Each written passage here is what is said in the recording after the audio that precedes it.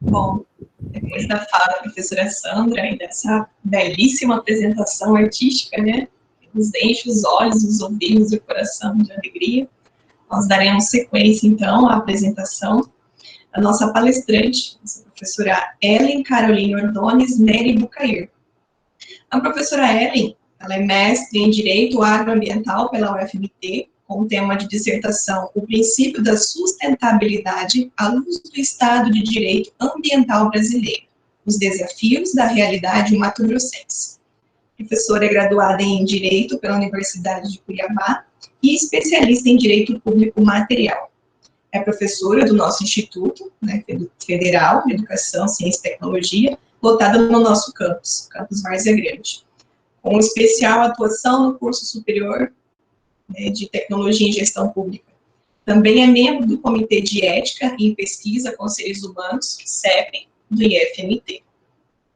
Antes de ingressar na nossa instituição, em 2012, atuou no Instituto Cuiabá de Ensino e Cultura, ISEC, na Brasforte Administração e Serviços Limitada, no Ministério Público Federal, Procuradoria da República em Mato Grosso, Ministério Público do Estado de Mato Grosso e na Secretaria de Estado de Fazenda de Mato Grosso, Cefaz. Atua no projeto de pesquisa Instrumentos Constitucionais de Participação Popular e sua aplicabilidade na gestão participativa e o projeto de iniciativa popular Prevenção à Depressão nas Escolas. Professora Ellen, nós agradecemos mais uma vez, né, a sua participação. A partir de agora, você tem em torno de 1h30, né, para fazer a sua fala. E eu peço para que as pessoas que tiverem, né, colocações, quiserem colocar suas opiniões, suas perguntas, que façam isso no chat, eu vou fazer a anotação, e ao final nós teremos 30 minutos para colocar essas questões à professora, né, Ellen. Eu vou fazer a leitura e ela vai fazer os esclarecimentos. Então, a partir de agora, deixo a fala com a professora Ellen. Muito obrigada. Oi, tudo bem? Todo mundo me ouve e me vê? Sim. Então, na verdade, eu tinha outro plano aqui. Eu queria pôr meu celular para o ângulo ficar melhorzinho. Enfim, né? Tudo pela misericórdia divina. Só Deus sabe. Mas vamos lá, tá dando certo, né? Sayane, que lindo você me apresentando, menina. Fica até mais chique. Você merece, olha, lógico. Muito chique. Quero agradecer ao convite, né, para estar aqui junto com vocês. É um prazer para mim. Quero dizer para vocês que eu descobri o que é CEP quando eu virei membro, me tornei membro do CEP. Por que eu estou falando isso? Porque, assim, são inúmeras dúvidas, né, que um pesquisador tem para submeter uma pesquisa, e é sobre essas dúvidas que a gente vai falar. Vá aos seus olhinhos, tá? São inúmeras as dúvidas que a gente tem, mas essas dúvidas, elas não são só dos pesquisadores, elas são de todo mundo, né? É algo que, assim, eu, por exemplo, quando eu estava na faculdade, ninguém me falou que isso existia, que era assim que era feito. Pelo contrário, né? O meu mundo é do direito, então no mundo jurídico a gente é preparado para prestar a prova da ordem, a gente não é preparado para mexer com essas coisas, né? Então eu fui descobrir o que era isso quando eu me tornei membro do CEP. E ali eu descobri muitas coisas, né? Primeiro, pessoas que estão ali entregues, né? A gente ali realiza um trabalho sem acréscimo nenhum, né? De pura doação, pura dedicação, e são pessoas muito, muito que amam mesmo, de fato, a pesquisa. Amam sobretudo a pesquisa, né? E querem fazer com que isso seja realmente o mais ético possível, né? É para isso que a gente trabalha ali. Então, as análises são feitas nesse sentido por pessoas que são apaixonadas pela pesquisa, são pessoas, assim, maravilhosas que estão ali, de fato, se dedicando e doando o seu tempo, né? Então, eu queria tentar projetar aqui, com a graça de Deus vai dar certo. Deixa eu colocar aqui, peraí. Muito obrigada por ter aceito, viu, Ellen? Quebrando aqui o protocolo, minha internet caiu, voltei agora. Muito obrigada, viu, Ellen? Eu que agradeço, até porque, Lívia, é uma coisa que, assim, todo dia eu recebo mensagem, todo dia, sabe, de professores, de colegas, né, muito mais de colegas do que de alunos, porque se nem nós dominamos completamente como a coisa é feita, imagina nossos alunos, né, que estão ingressando agora, que estão se ambientando agora. Então, assim, eu até falei para a Sayane que eu não sabia se vocês estavam gravando as palestras, mas seria muito interessante se pudesse gravar, porque é realmente dúvida de muita gente. Claro, Seria muito interessante se a gente conseguisse sempre fazer a sensibilização, né? Mas como não é sempre possível, vocês estão vendo a apresentação? Sim, já apareceu. Então, mas fechou ou não? Inicia a sua apresentação que ele já fica a tela cheia. Já fica? É porque eu queria... Peraí. Eu sempre faço com o celular junto, mas olha, eu vou falar para vocês, só Jesus com essa internet. Peraí. Deu uma boa piorada nos últimos dias. Nossa, tá muito ruim. Uma boa piorada. Eu vou tentar de novo entrar aqui junto com vocês para eu ficar com o celular e aí eu olho melhor, né? A gente fica com... Quer que alguém passe para você, Ellen? Quer mandar para a gente compartilhar? Pode ser, mas não é nem isso que é o ruim, eu tô acostumada já a ficar, sabe, desse jeito aqui. O Rafael e o Natan, eles estão ali, eles poderiam exibir, né? E a gente ficar... Se você passar no WhatsApp, no grupo das Ampex, da sua apresentação, eles podem exibir. Não é isso, Rafael, Natan? Pode ser. Passa no WhatsApp, que daí eu tenho. Tá, peraí. Oi, desculpa, tá dando microfone? Eco, né? Os dois áudios estão abertos, eu acredito que do computador e do celular. Aí. Sandra, desculpa, vai encaminhar o arquivo em PowerPoint para vocês, e vocês compartilham, né? Vocês fazem a apresentação dele, aí ela vai pedindo para vocês passarem as páginas, porque ela gosta de ficar olhando para as pessoas enquanto ela está falando. Tudo bem, tranquilo. Pode encaminhar para mim e eu compartilho. Seus microfones estão desligados, Ellen.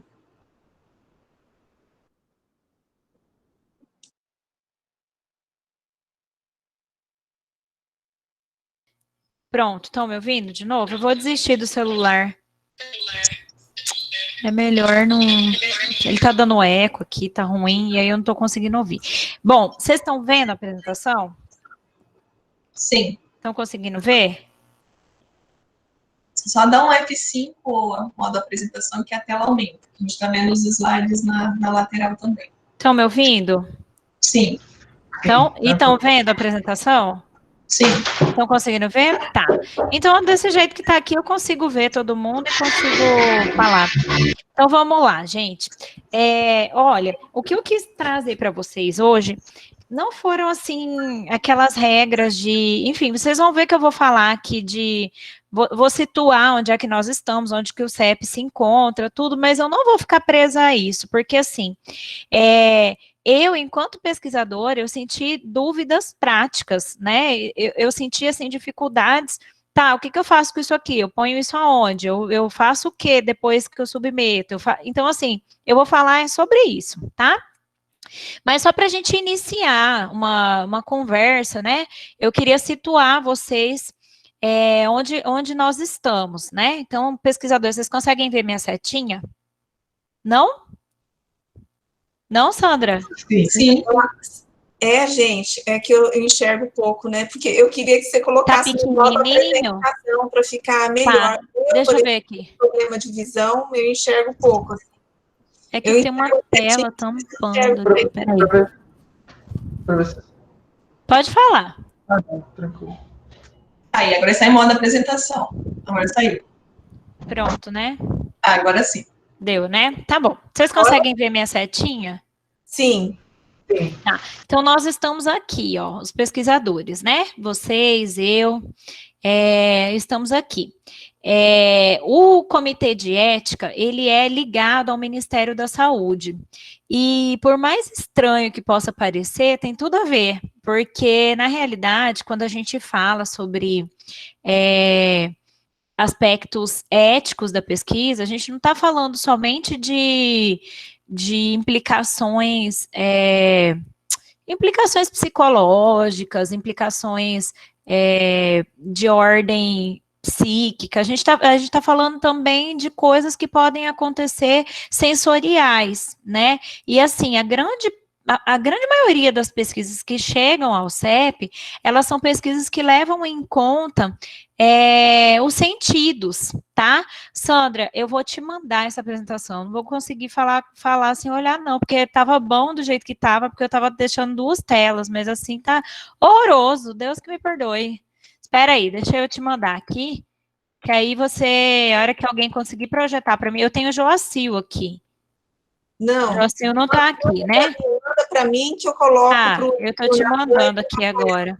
Tá, e aí, enquanto vocês vão arrumando, eu vou falando, para a gente não perder tempo. Te mandei uma mensagem, Sandra, para ficar mais fácil. Tá. Não, muito ruim que é, credo. Essa palestra vai ser ótima, Ellen, para eu não ficar te incomodando mais. Jana, você pode perguntar a hora que você quiser. Você já viu como que é o negócio aqui, né? Jana fala com meus filhos.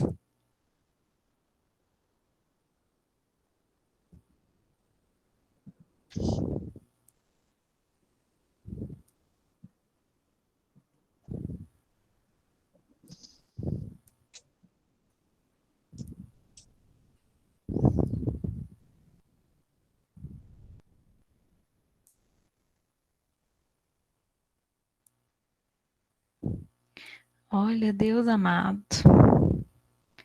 Eu não estou conseguindo achar a palestra aqui.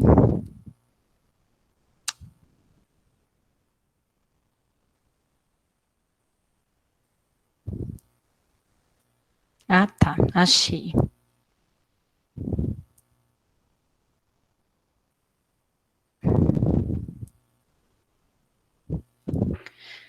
Tá mandando aí. Pronto, mandou, tá? Mas enquanto a Sandra arruma, eu vou falando.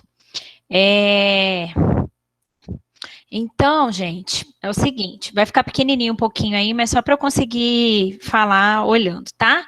Nós estamos aqui embaixo. Estão me ouvindo? Então, tá. E estamos vinculados ao Ministério da Saúde. Então, o pesquisador, aqui embaixo, o pesquisador se remete ao CEP. Quando existe alguma questão, assim, muito específica, que o CEP, por acaso, não conseguiu resolver, né? Somos seres humanos ali, a gente também vai ter dúvidas, a gente também vai ter conflitos, né? Coisas que a gente vai ter que consultar, a gente se remete ao CONEP, né, que está acima do CEP. Ellen, querida, você vai ter que interromper o seu compartilhamento com os meninos. Tá, interrompo. Eu vou compartilhar aqui, tá? Ok, Sim. pronto. Pronto.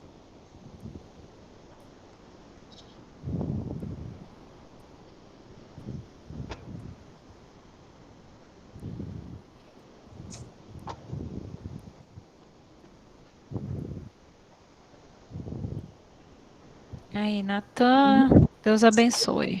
Tá conseguindo ver? Sim, Natan, agora com a apresentação, isso. Pronto, né? Então, gente, nós estamos vinculados ao Ministério da Saúde. E como eu falei para vocês, a maior parte das pesquisas que chegam lá são sensoriais. Então, vou dar um exemplo, né? Pessoas que pesquisam sobre alimentos e tem algum tipo de alimento novo que eles estão estudando, vão fazer a pesquisa e vão submeter ao CEP para que o CEP avalie se essa pesquisa sensorial não vai ofender de algum modo a saúde, atingir, né, tanto psicologicamente como fisicamente, né, que cuidados esse pesquisador vai ter com essa amostra na hora que ele for oferecer para o sujeito de pesquisa, né?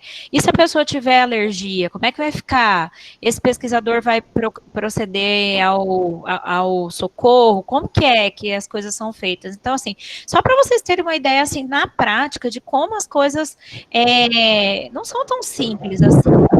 A maioria das pessoas pensa que é só, é porque é só burocrático, é só algo que vai atrapalhar a minha pesquisa, mas na realidade o CEP, ele tem tanto a finalidade de proteger o sujeito de pesquisa, como de resguardar a pesquisa do pesquisador, resguardar o trabalho do pesquisador. Por quê? Porque o pesquisador, se remetendo ao CEP, o CEP dá todas as garantias a ele de que essa pesquisa de fato vai acontecer da forma como ele submeteu e que ele está amparado também, né? Então é uma via de mão dupla, não é algo que é feito, porque burocracia, não é isso, né? Vocês vão entender aqui que tem bastante coisa que a gente precisa compreender e aprender, porque o sistema da plataforma Brasil, ele não é uma coisa assim autoexplicativa mesmo, eu vou falar bastante coisa aqui com vocês sobre isso hoje, mas assim, é importante que se entenda a importância de se submeter algo a um comitê que vai avaliar se eticamente aquilo é viável, né? Aquilo é de fato possível e se de fato aquela pesquisa traz benefícios para a sociedade também, porque uma pesquisa ela precisa ser legal tanto para quem pesquisa como para a sociedade, porque essa pesquisa ela vai dar muito mais vai ter muito mais riscos do que benefícios, não vale a pena pesquisar. É mais ou menos essa a ideia, tá? Professor, pode. Que slide que tá, por gentileza? Eu tô nesse aí que você tá mesmo. Nesse aqui mesmo? Aí você vai me falando, tá? Você pode passar o próximo, para o CONEP. Tá, beleza. Bom, então, só para que vocês entendam, então, estamos lá, o pesquisador está lá eu costumo, quando eu vou dar aula de direito, eu falo sobre uma pirâmide, né? Então, vamos usar a mesma analogia, né? A gente olhando uma pirâmide, o pesquisador está ali na base, né? E aí a gente tem o Ministério da Saúde que estaria no topo dessa pirâmide.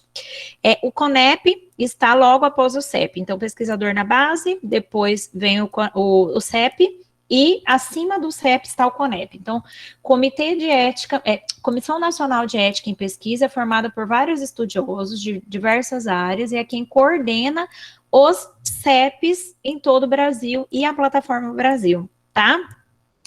O CONEP, ele vem diversas vezes fazer avaliações com o CEP, fazer treinamentos, verificar como que essas pesquisas estão sendo avaliadas. Então, assim, nada ali acontece de maneira solta, de maneira perdida, a gente não deixa de consultar, de estar antenado a todas as resoluções, a tudo que, de fato, tem importância mesmo em níveis éticos de pesquisa, tá? E aí, ao CONEP que a gente recorre quando acontece qualquer tipo de problema, ou qualquer tipo de dúvidas, enfim, tá? Pode passar, Natan, para mim, por favor. O CEP, né? O nosso CEP FMT.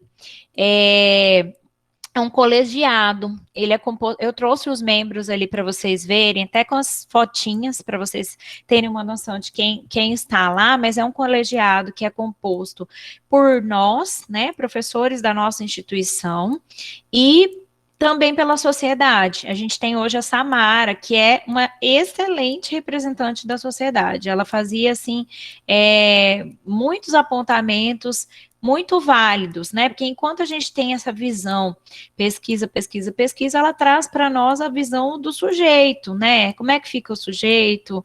Será que isso daqui é legal perguntar para uma pessoa que está passando por um problema? Será que isso aqui, de fato, vai acrescentar na sua pesquisa, mas vai constranger? Então, assim, ela traz essa visão e ela representa muito bem a sociedade ali, tá? É um colegiado independente, tem caráter interdisciplinar, por quê? Porque a gente vai ter ali membros de várias áreas. Vou mostrar para vocês as áreas dos membros nossos agora, né? Multidisciplinar, transdisciplinar, normativo, porque a gente acaba fazendo o regimento interno, nós elaboramos, né? Então a gente acaba produzindo também normas ali para poder reger o nosso trabalho. Consultivo, deliberativo. Então, se, por exemplo, você tem uma dúvida em relação ao CEP, você pode se reportar por e-mail à coordenação, a coordenação vai responder, porque a gente também tem esse trabalho de consulta, né? E educativo, que é isso que eu tô fazendo aqui com vocês, né, hoje. E comigo também, tá? Porque eu tô aqui também aprendendo sempre. Eu falo isso até para os meus filhos, falo, olha, a hora que a gente souber tudo de alguma coisa, pode já morrer, porque não precisa mais, né, a gente precisa estar sempre aprendendo, e assim, é muita coisa, né, eu vou me restringir a um ponto específico aqui, e vou passar para vocês as legislações que a gente tem, que regulamentam, então, vou dar os meios para que vocês consigam se reportar também, em caso de dúvidas, porque, de fato, eu sou ser humano limitado, como todo mundo, tá? Só quero ajudar e contribuir mesmo, no que eu puder. Então, gente, o CEP foi criado para defender os interesses dos participantes da pesquisa em sua integridade e dignidade e para contribuir no desenvolvimento da pesquisa, porque como eu disse para vocês, é uma via de mão dupla. A gente não tem só o sujeito da pesquisa ali, a gente tem também o pesquisador que precisa ser resguardado, né?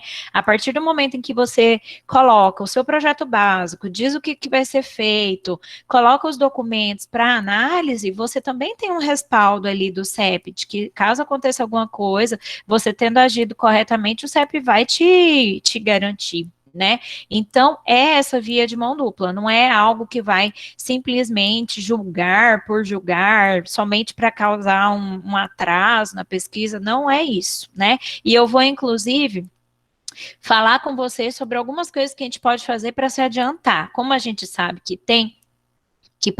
provavelmente a gente vai ter que passar pelo CEP, o que a gente pode fazer para dar uma adiantada, para a gente não ficar perdendo muito tempo com a tramitação? Eu vou falar para vocês também hoje, tá?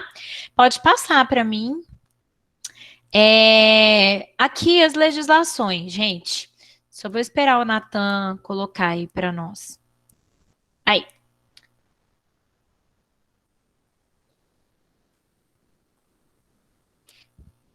O nosso CEP foi credenciado em 2016.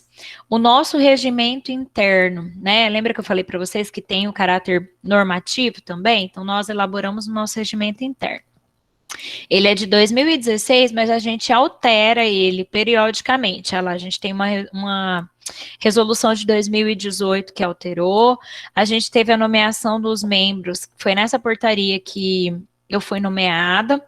E a gente teve uma nova nomeação de coordenadores em 2019, porque houve uma troca. É que assim, gente, é um trabalho árduo. É como eu falei para vocês, não tem remuneração extra. Então, é muito difícil você achar alguém que, de fato, queira continuar, principalmente na coordenação, que tem muito trabalho, muita demanda, é um cuidado, assim, imenso.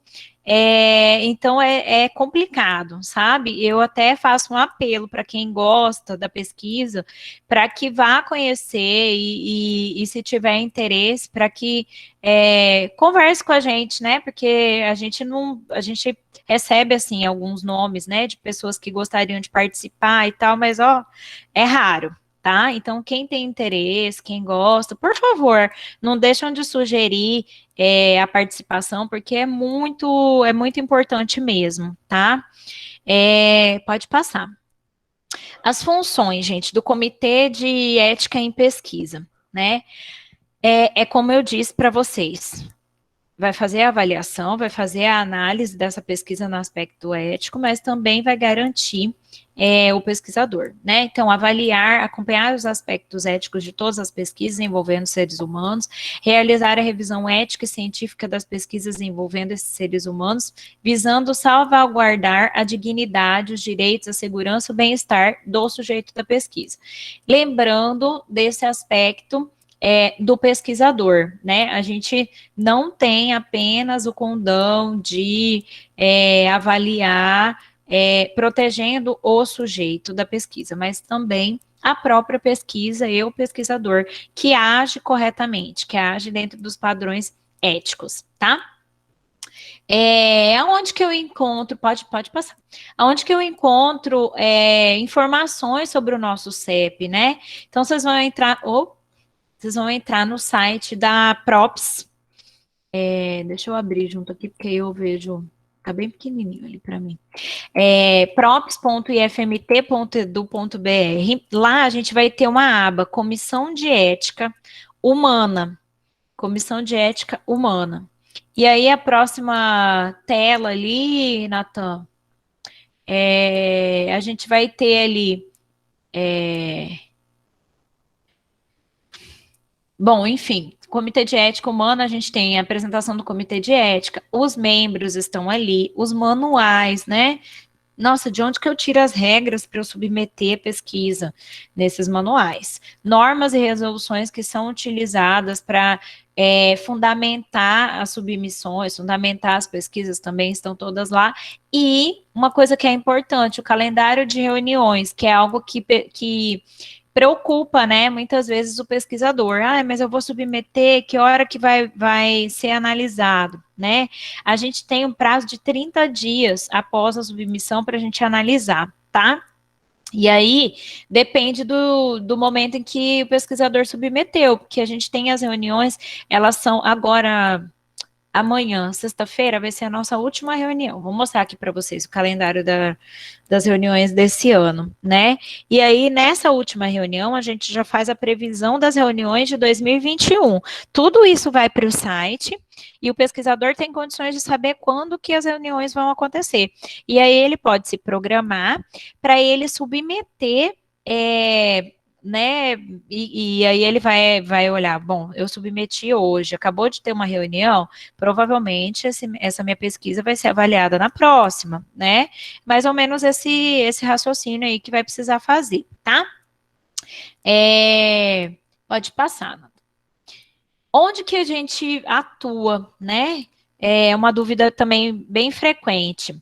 A gente atua, na maior parte das vezes, na reitoria, no prédio da reitoria, a gente utiliza o auditório de lá e as reuniões são feitas lá, né? Mas e as análises? Como que são feitas? Hoje até a Janaína me perguntou, ela está com uma pesquisa, né, que ela está submetendo, que ela coordena, e ela me perguntou isso, que eu até não coloquei na apresentação, vou falar aqui por causa dela. Porque é uma coisa que pode ser dúvida de outras pessoas também, né? Tá, eu submeto, ok. Coloco lá no sistema da Plataforma Brasil, e a partir do momento que se coloca para dentro do sistema da plataforma, o Diego, que é o nosso secretário, ele vai distribuir essa pesquisa de acordo com a área do pesquisador, do membro, né? Justamente para que o membro, tendo afinidade com aquele assunto, ele consiga identificar coisas, falhas éticas ali. A ideia é essa, né? É você olhar, como você tem mais familiaridade com aquele assunto, você consegue avaliar ele como se um pesquisador você fosse, né, naquele assunto lá. Então, ele divide, distribui de acordo com a área. Vocês vão ver que a gente tem gente de tudo quanto é área aqui, como membro, né? E aí, depois que ele distribui, o relator, ele tem um período para ele analisar. Geralmente, a gente faz assim, a distribuição ela não pode acontecer com prazo menor de 7 dias, justamente para que a gente tenha tempo de abrir todos os documentos, para analisar direitinho, fazer uma avaliação com calma, né? Lembrando que temos as nossas atribuições do nosso trabalho, enfim, nada para você resolver, é um trabalho extra, né? E aí, a gente, a partir do momento que a gente recebe, analisa, a gente elabora o parecer. Depois que a gente elabora o parecer, a gente envia. Aí vai aparecer para o pesquisador, Jana, qual que foi a mensagem que apareceu lá? Parecer enviado, parecer emitido, uma coisa assim, não foi? Eu acho que é. Vou olhar aqui e já falo. Eu acho que é parecer emitido, mas a Jana já confirma. Esse parecer emitido não significa que o pesquisador já vai ter noção do que aconteceu ali, o resultado. Né? Ellen, parecer do relator emitido. Isso. Então, o que acontece? Foi distribuído para o relator analisou e ele enviou. Ele emitiu esse parecer. Ok, esse parecer dele vai para a reunião. Então, amanhã, sexta-feira, o projeto da Janaína vai ser avaliado pelo colegiado. A gente tem é como se fosse uma decisão colegiada, né? É como se fosse, não, é uma decisão colegiada, né? As pessoas vão conversar sobre aquilo e o relator, ele vai fazer o quê?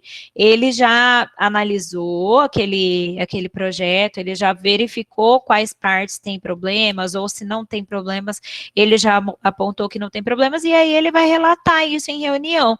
E todos vão analisar, porque, gente, é uma pessoa olhando, certo? E aí você leva para a reunião, às vezes o colega enxerga alguma coisa ali, algum detalhezinho, alguma coisa que pode ter passado batido, então vai ser analisado em reunião. Depois que ele for analisado em reunião, aí sim é que esse parecer é confirmado, né? É mais ou menos isso. Então, geralmente isso acontece assim, num prazo de 24 horas, nem isso, né? Depende ali dos trâmites da secretaria, se já está tudo ok com o parecer, se ele já consegue soltar logo após a reunião. Se não, dentro de umas 24 horas, assim, o pesquisador, ele já tem noção do que vai acontecer, tá? Deixa eu mostrar. E aí eu falei que é lá no prédio da reitoria, ou a gente também utiliza, às vezes, uma sala no Bela Vista. Tem vários professores que são de lá do Bela Vista, e aí eles conseguem a sala lá para a gente atuar, porque a gente não tem ainda um local próprio, só para o CEP. A gente tem lutado, né? Olha isso, são 4 anos já de existência do CEP, a gente ainda não tem um local só para isso, só para as reuniões, só para ficar arquivadas as coisas do CEP. É uma luta que a gente tem lá, tá? Pode passar, Natan. Aí vocês vão ver aí, ó, a Samara, que é a representante da sociedade civil, a gente tem a Marilu, ela é pesquisadora de alimentos, a gente tem a Andrea, que também é de alimentos, a Cristiane, que é nutricionista, eu, que tenho formação em direito, a Cláudia, psicóloga, Daniela, ciências biológicas, Felicíssimo, que é lá do Bela Vista, de ciências humanas, e o Daniel, que é veterinário. Então, assim, é multidisciplinar, né? Justamente para que a gente consiga atender a maior parte as mais variadas pesquisas de diversas áreas ali, tá? Pode passar, Natan, e pode passar para o próximo, que são só os nomes aí dos membros, tá? E tudo isso vocês têm no site que eu mostrei para vocês lá da Props. Os membros estão lá, essas fotinhas que eu trouxe para vocês também estão lá, tá? O que precisa passar pelo CEP? A gente tem a impressão de que é só quando vai fazer alguma coisa mais sensorial, né? Por exemplo, um exame, vai precisar, agora está aí se falando sobre vacina, né? Nesse contexto que a gente tem vivenciado aí de pandemia, essas vacinas precisam de teste. Em quem que são feitos os testes, né? Se forem feitos em seres humanos, esses pesquisadores vão ter que passar pelo CEP, tá? Então, assim, é mais ou menos assim essa análise, mas não é somente a análise sensorial, aquilo que vai fazer algum tipo de intervenção no sujeito, né? Mas eu só quero fazer uma entrevista. Então, mas às vezes a pergunta que você vai fazer não é uma pergunta legal, né? A gente teve caso lá Uma vez chegou um projeto que a pessoa estava pesquisando violência doméstica e o tanto que afeta psicologicamente, né, a mulher e tal. Aí a pessoa estava se propondo a fazer uma entrevista na fila do atendimento do SUS, veja bem, né? Então, assim, ela vai para lá no momento que a mulher está lá, passando por um exame, enfim. Será que é o momento mais adequado de você pesquisar isso? É uma pesquisa relevante? Muito, né? Mas será que é essa a melhor forma de abordar? Será que, de fato, isso daí não vai causar nenhum tipo de mal-estar para aquele sujeito da pesquisa? A gente tem que pensar nisso também, né? Muitas vezes o pesquisador, ele vê só o seu lado. Porque eu quero a minha pesquisa tão maravilhosa que eu preciso... Mas e a pessoa que está sendo pesquisada? A gente tem um ser humano ali, né? Que também tem a sua vida, enfim, os seus aspectos para serem cuidados e observados. Então, a gente não pode considerar as coisas dessa forma, né? Então, pesquisas com seres humanos, quaisquer pesquisas. Aí, o próximo slide vai falar justamente isso.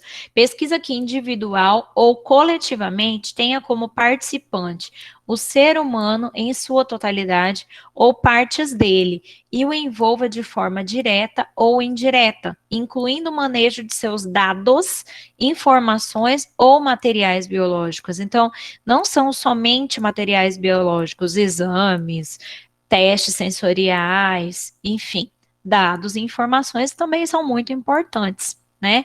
A gente precisa cuidar de tudo que tem a ver com seres humanos, tá? Pode passar, Nata. Projetos que devem ser apresentados. A resolução do Conselho Nacional de Saúde, 196 de 96, considera pesquisa em seres humanos as realizadas em qualquer área do conhecimento, que de modo direto ou indireto envolvam indivíduos ou coletividades, em sua totalidade ou partes, incluindo o manejo de informações e materiais. Assim, também são consideradas pesquisas envolvendo seres humanos as entrevistas, aplicações de questionários, utilização de banco de dados, revisões de prontuários, né? Então, basicamente, é tudo aquilo que envolve os seres humanos. Então, a partir do momento em que você tem do outro lado um ser humano, a gente vai precisar passar essa pesquisa pelo CEP, tá?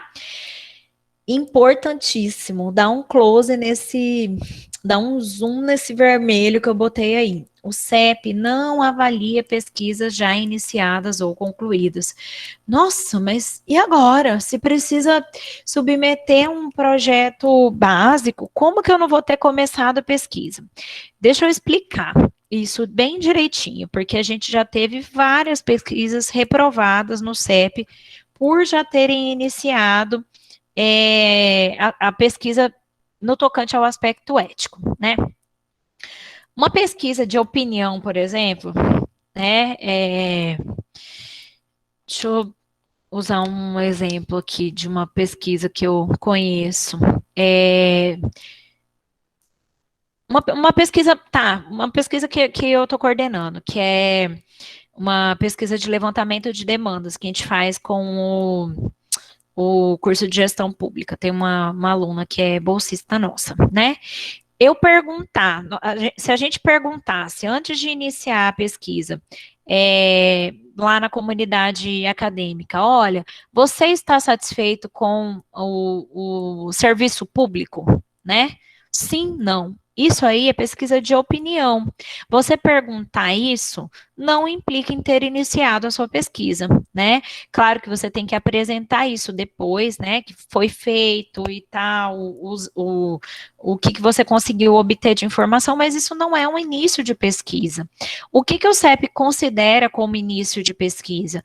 É aquilo que tem implicação ética, né? Então, assim, um questionário de não sei quantas perguntas que já tem a ver com o bojo da pesquisa, isso aí é ter iniciado a pesquisa, né? Dados que você já tenha, porque você já perguntou, porque você já questionou, isso aí é iniciar a pesquisa, não pode, né? O que você pode fazer?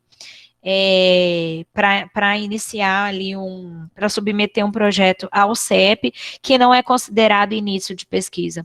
Um levantamento bibliográfico, né, de informações ali que você tenha iniciais, né, e básicas sobre o que você pretende pesquisar, por exemplo, conceitos, né? Essa pesquisa nossa sobre demandas, né, tem tudo a ver com a gestão participativa. Então, o que seria gestão participativa, né, por que aquilo é importante? Conceitos, né, para a gente poder ter o bojo do projeto básico bem estruturadinho. Isso aí não é iniciar a pesquisa, né? A própria elaboração do questionário não é iniciar a pesquisa, porque você precisa mesmo elaborar e submeter o questionário ao CEP. Eu trouxe para vocês os documentos que a gente vai precisar submeter, passar ao CEP. Vocês vão entender melhor na hora que a gente estiver tratando. Então, assim, o que eu queria deixar claro é isso, não pode ter começado a pesquisa no tocante a aspectos éticos, tá? É obrigatório submeter o projeto ao CEP? É uma pergunta que a gente recebe muito, né? Então, a gente costuma dizer que... Pode passar, Natan, esqueci que eu estou olhando aqui e vocês estão olhando no do Natan. É obrigatório? Então, assim, a gente costuma dizer que valoriza a pesquisa, justamente por tudo isso que a gente comentou aqui, né? Você submetendo esse projeto ao CEP, e o CEP tendo conhecimento disso, ele vai conseguir resguardar tanto o pesquisador como o sujeito da pesquisa, isso valoriza. E mais, né? Existem algumas revistas, alguns anais que exigem, quando você tem pesquisas com humanos, e deveria ser, na realidade, isso deveria ser uma exigência de tudo quanto é canto, né? Mas tem revistas que não são muito sérias, enfim, a gente conhece por aí, né? Mas as revistas sérias, que prezam, de fato, pela proteção do sujeito da pesquisa e pelas análises éticas, ela já exige o comprovante de que você passou e de que você tem a aprovação do CEP. Então, a gente precisa se adiantar em relação a isso, tá? A existência de um CEP em nossa instituição, né, no nosso caso, torna a pesquisa muito mais valorosa. Pode passar, Nathan. Torna a pesquisa muito mais valorosa, né? Então, assim, você atribui valor tanto ao sujeito de pesquisa, como ao pesquisador, como à pesquisa em geral, tá? Então, essa análise, ela é muito rica. Pode passar. Informações sobre o nosso CEP, né? Eu passei para vocês, lá naquela tela printada, o nosso site, props.ifmt.edu.br, ali tem os dados sobre o comitê de ética, o calendário de reuniões, que eu vou mostrar para vocês no próximo slide, tá? E o contato do CEP. Então, tem alguma dúvida? Ficou alguma questão, você está submetendo, está com alguma dúvida, assim, mais espinhosa, enfim, coisas que eu não poderia resolver, né, te ajudar, um colega, enfim, tem alguma dúvida mais espinhosa, alguma coisa mais, se reporte ao CEP, né, a gente tem esse caráter consultivo também, e o e-mail do CEP está aí. Próximo slide vai mostrar para vocês as reuniões que a gente teve em 2020.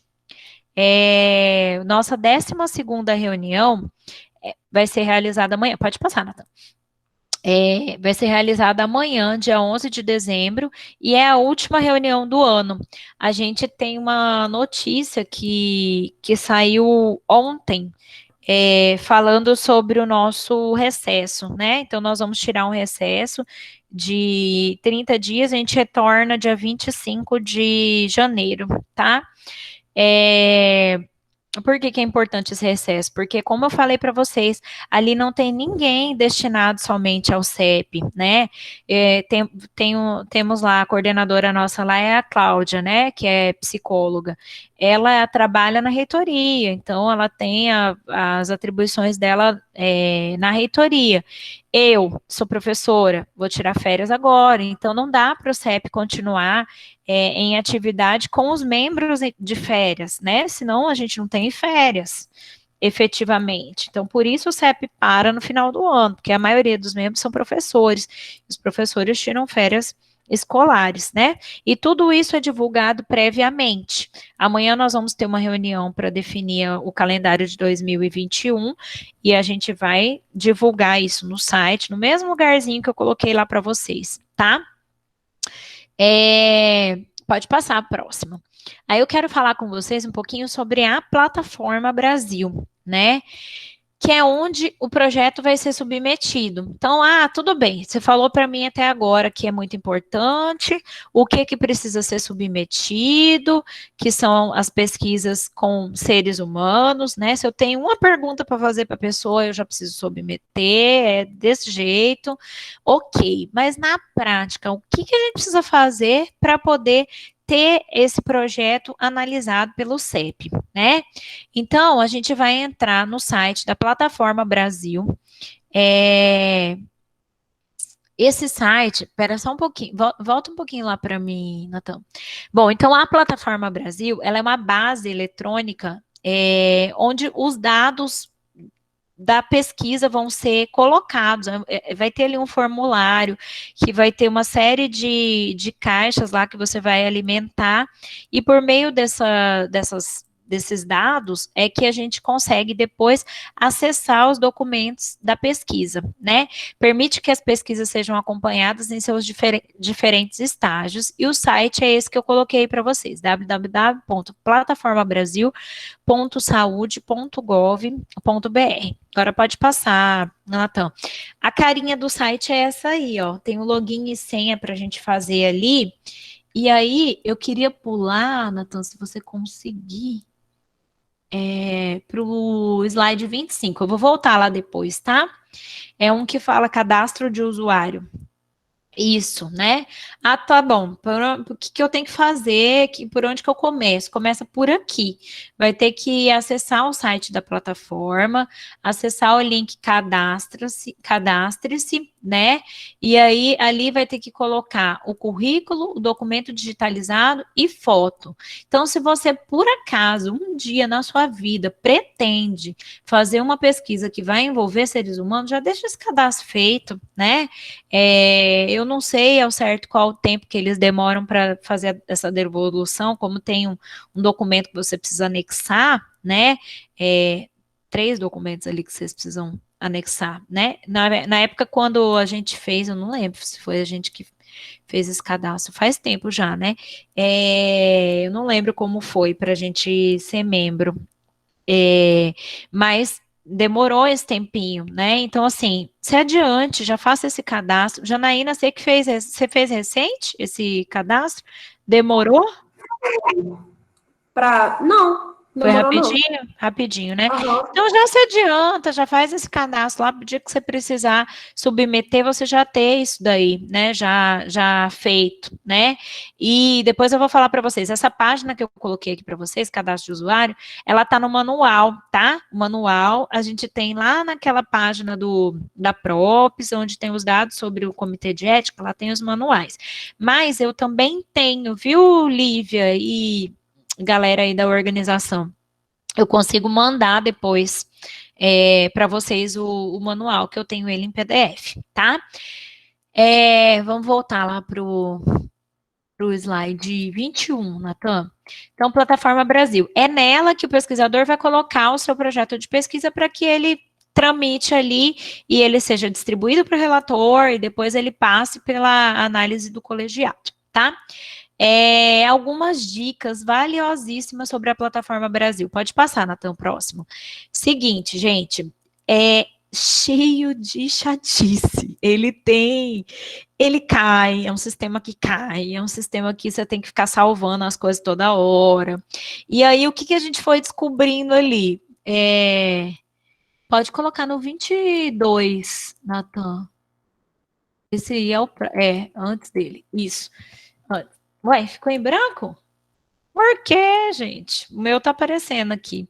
Mas são essas dicas que eu vou dar para vocês, tá? Navegador. Eu posso usar qualquer navegador?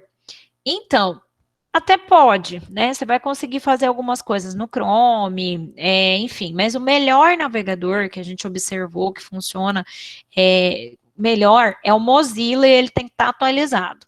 Por que que eu tô falando isso? Porque às vezes você tá usando o Chrome, você não consegue anexar alguma coisa, você não consegue utilizar alguma das funcionalidades. Então, o Mozilla é o melhor para mexer com a plataforma, tá?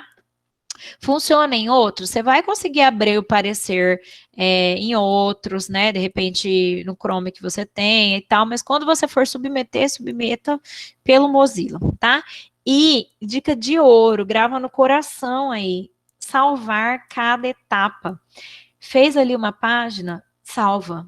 Fez a próxima página, salva. Por quê? Porque o sistema oscila muito. E aí, como ele oscila, você pode perder o que você acabou de alimentar. Vamos supor que você tenha construído um cronograma, né? Cronograma você vai precisar colocar etapa por etapa ali, porque esse cronograma é o que vai aparecer no projeto básico. Nas informações do projeto básico, que é o que a gente analisa enquanto membro do CEP. Imagina se você perder um cronograma que você acabou de fazer, acabou de montar ali, né? Então, complicado. Salvar cada etapa, muito importante. Agora sim, Natan, próximo. As resoluções, né, que vão embasar as pesquisas. Essas três ali, essas três últimas normas ali, são super importantes para todos os pesquisadores. Então, tem dúvida sobre alguma coisa aqui que eu estou falando, ou sobre alguma coisa na hora de submeter, se reportem a essas resoluções, né? Essa 466 de 2012, ela tem um caráter mais de pesquisas sensoriais ali, né, voltadas para a saúde.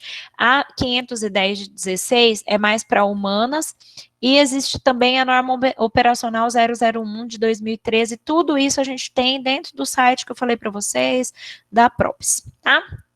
E elas que vão orientar ao que você vai precisar de documentação, de que maneira que essa documentação precisa ser produzida, porque a gente não tem modelo. Até a Giovana, né, me pediu para a gente fazer e tal, mas assim, o CEP, ele não pode ter modelo, ele não pode fazer modelo. Eu até falei para a Giovana que a coordenação pode, né, a coordenação, por exemplo, do nosso curso superior pode fazer um modelo, elaborar um modelo de acordo com tudo isso aqui que eu estou falando para vocês, mas o CEP em si não pode fazer modelos. Por que que não pode? Porque todas as coisas estão ali nas resoluções, então não pode, tá? Próximo slide ali. Quem que deve submeter, gente? Tá, beleza, tô lá com o meu projeto de pesquisa, ok. Eu posso pedir para um aluno fazer pode passar, Nathan. Um aluno colocar para mim no sistema? Não posso, porque tem que ser o pesquisador principal, tá?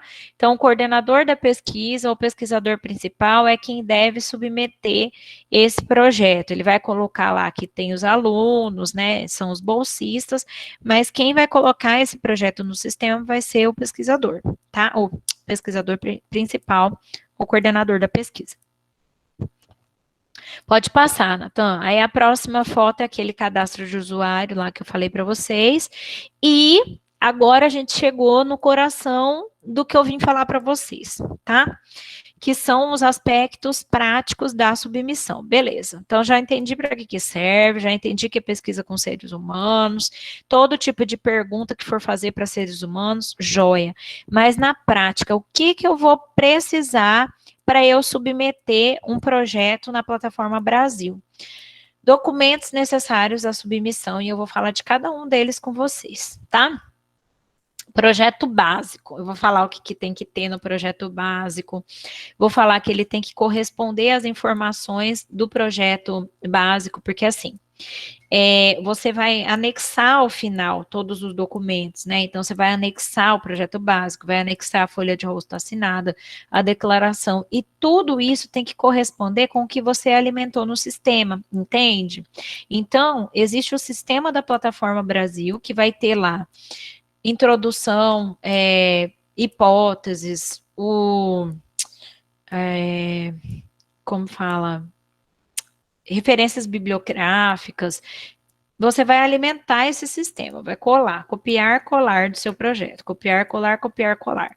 Quando chegar para o CEP analisar, a gente vai ter uma folha que são as informações básicas do projeto de pesquisa. Essas informações, elas têm que corresponder com o arquivo que você vai anexar ao final, tá?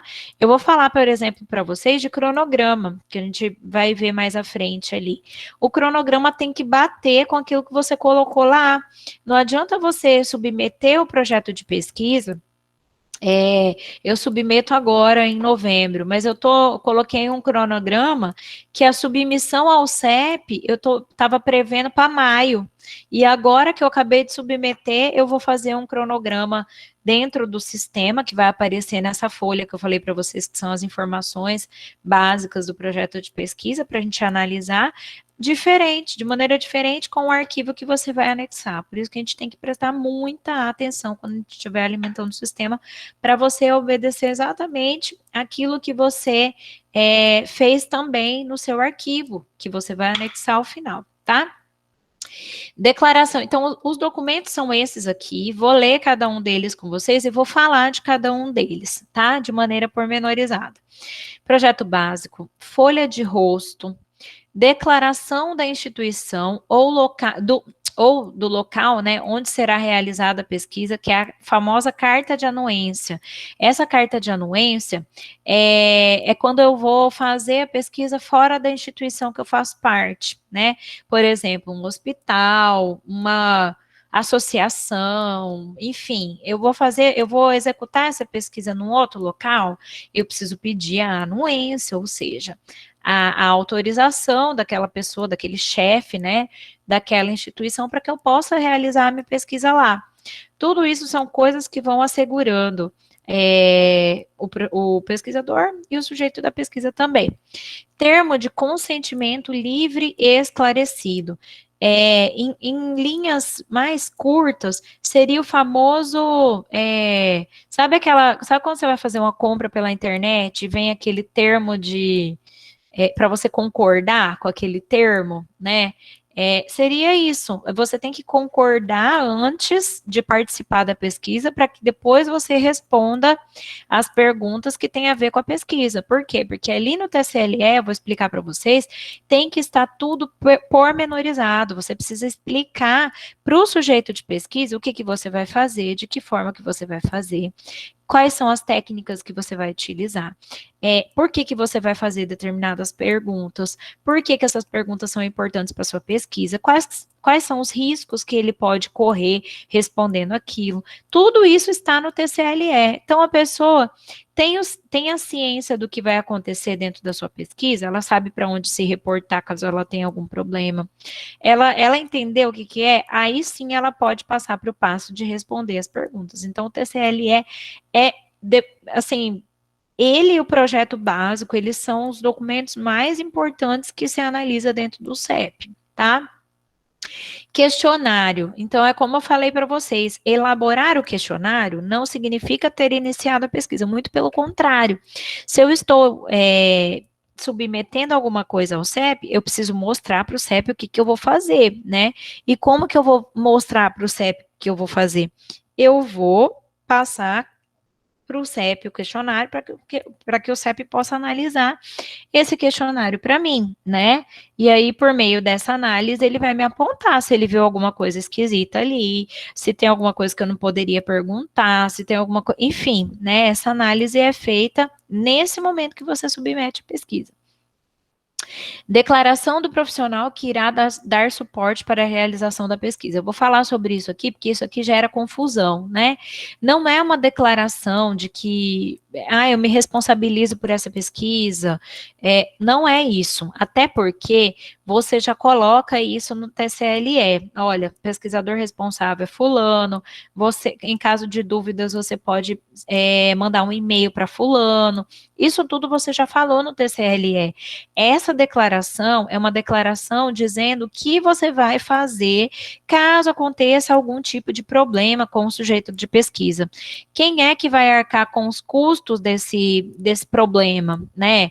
A gente pensa que não, mas assim, Já teve gente que passou mal comendo alguma coisa de uma análise sensorial. E aí, como é que faz?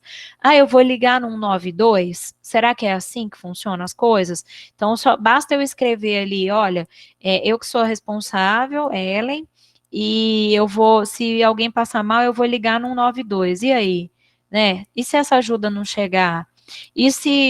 E tem tantos CIS aí, e aí eu posso prejudicar o sujeito da pesquisa por conta de uma pesquisa acadêmica? E aí, será que o risco vale a pena em relação ao benefício? Vou falar dessa declaração um pouquinho mais para frente aí, tá? Declaração de infraestrutura e currículo dos pesquisadores, a declaração de infraestrutura vai ser muito difícil precisar dela. É só quando a pesquisa tiver alguma coisa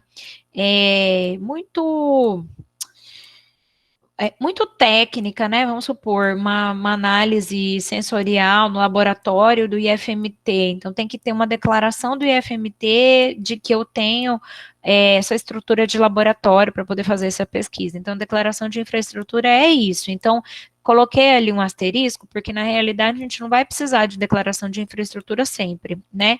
Mas quando essa declaração for necessária, aí eu preciso apresentá-la, entende? Então, é um documento necessário para quando a pesquisa precisar dele, ok? Não são todas as pesquisas que precisam de declaração de infraestrutura.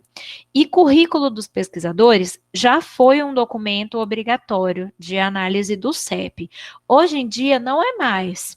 Mas só que por que a gente coloca aqui como um documento necessário? Porque quando você vai fazer o cadastro lá na plataforma Brasil, você vai precisar do currículo, né? Então a gente coloca aqui porque, enfim, se você não tiver o cadastro na hora que você for submeter, você vai precisar fazer o cadastro. E aí você vai precisar do currículo, tá? Só por isso, mas não é mais um documento que é de análise obrigatória, ok?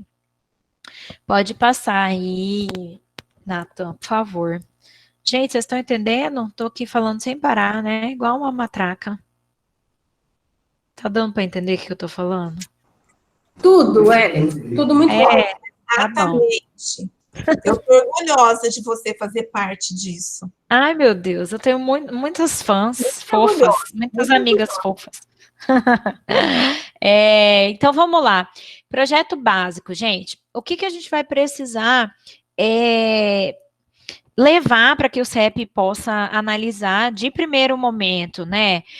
Não é um projeto, não é uma coisa assim complexa. Nossa, então eu já tenho que ter a monografia, já tenho que ter o TCC pronto na hora que eu vou submeter ao CEP? Não, né? Eu vou mostrar aqui para vocês, olha só. O que o CEP precisa ter de conhecimento em relação à sua pesquisa? Ele precisa saber o título da sua pesquisa, né? Isso é mínimo. O que eu vou pesquisar? Mas pode ser que lá na frente, depois eu queira modificar isso, mas você tem uma coisa de início, não tem? Você tem uma ideia que você já pensou. Então, é essa ideia que você vai colocar ali, título da pesquisa. Resumo. Resumidamente, o que eu quero com aquilo. O CEP precisa entender o que eu quero. Porque se ele não compreende essa pesquisa, o sujeito de pesquisa também não vai entender sobre sobre a pesquisa que ele vai participar, né? Que ele vai fazer parte. Então, assim, é muito importante, né? Título, resumo, introdução. Então, assim, linhas gerais, né? Olha, estou falando sobre tal assunto. As demandas, elas são importantes, porque se eu tiver uma gestão participativa, eu consigo melhorar o serviço público, né? Um início de assunto, para que o CEP entenda sobre o que é aquela pesquisa que você está se propondo a realizar, né? Hipótese, eu coloquei ali, é um item indispensável que a plataforma pede. Então, ali dentro, eu tenho hipótese, né? Algumas dessas coisas que eu estou falando para vocês, eu acho que introdução, talvez seja facultativa ali, mas coloque. Quanto mais completo tiver, é importante para que o CEP tenha noção exata do que você vai pesquisar, tá? Hipótese. Tem lá dentro da plataforma, tem que ter, você tem que dizer quais que são as possibilidades que você está pensando em pesquisar. Estou pensando em pesquisar isso aqui no hospital tal, porque tenho isso, isso e isso de hipótese. o sistema da plataforma pede, tá? Objetivos. Geral e específico, obrigatório, né? Eu tenho que ter isso para que o CEP analise. Justificativa. Então, por que que eu quero pesquisar isso? Eu quero pesquisar porque vai ser importante para a sociedade em tal aspecto. Eu quero pesquisar porque isso aqui tem tudo a ver com o curso superior de gestão pública. Então, justifica essa pesquisa, né? Metodologia, aqui você vai dizer se você vai fazer um levantamento bibliográfico, se você vai falar sobre dados, vai levantar dados de algum banco de pesquisa, se você vai utilizar esses dados, vai tabular esses dados, como que você vai fazer para atuar, né, para você realizar essa pesquisa efetivamente? É a metodologia que você vai trazer aqui, né? Aqui é muito importante também, gente, deixar claro quem que você vai pesquisar, né? Eu vou querer fazer essa entrevista com pessoas maiores de idade? Vou ter que fazer entrevista com menores? Se eu for ter que fazer entrevista com menores, a gente tem um outro documento que a gente vai precisar, que é o TALE, né? Termo de Assentimento Livre Esclarecido, que eu vou falar para vocês um pouquinho mais para frente, quando a gente estiver falando sobre TCLE. Não é. Meu público-alvo são maiores de idade. Então, eu tenho que deixar claro no meu projeto básico que eu vou entrevistar pessoas maiores de idade, né? Até isso aí a gente chama de critério de exclusão e inclusão, né? Então, quem que eu quero que seja incluído na minha pesquisa? Eu quero que seja incluído maior de idade. Quem que eu quero que seja excluído? Eu quero que seja excluído menor de idade, analfabetos, não vão poder participar, porque nessa pesquisa eu vou precisar que a pessoa tenha lido ali alguma coisa, enfim. Você precisa deixar claro isso na sua pesquisa, né? Quais são os critérios de inclusão, os sujeitos que você traz para dentro da sua pesquisa e os sujeitos que você não quer que participe da pesquisa por algum motivo que você tenha lá, de acordo com a análise que você precisa fazer. Revisão de literatura, que nada mais é do que um desenvolvimento, não precisa ser completo, não precisa já, enfim, é um início, né? É o início do que eu comecei a pesquisar, o que eu comecei a estudar já sobre isso, tá? Resultados esperados, o que eu pretendo com essa pesquisa? Ao final, eu quero o quê? Bom, essa pesquisa do levantamento de demandas, eu pretendo que a sociedade, ao final, entenda que ela tem um papel relevante e que se ela compreender o que é uma gestão participativa, ela vai conseguir se encaixar melhor na sociedade, ela vai conseguir lutar melhor pelos seus direitos, entende? Mais ou menos nesse sentido. Riscos e benefícios, gente, faz um asterisco bem grandão nisso daqui, porque um grande erro do pesquisador é achar que a sua pesquisa não tem riscos, né? E eu acho que eu andei trocando ideia com a Pamela, com Janaína sobre isso, né? É uma coisa assim, nossa, mas eu só vou pesquisar, eu só vou fazer uma pergunta. Mas e se a pessoa, sei lá, se a pessoa cansar, se a pessoa não quiser responder, se a pessoa tiver tanta coisa, mal-estar, enfim, qual é o risco? E você não pode escrever risco mínimo, porque toda pesquisa tem um risco, ainda que o risco seja mínimo, você precisa descrever qual é esse risco. Então tem o risco da pessoa ficar cansada, e tem o risco dela se constranger em determinada pergunta e não querer responder. Quais são os riscos que você precisa apontar nessa pesquisa, né?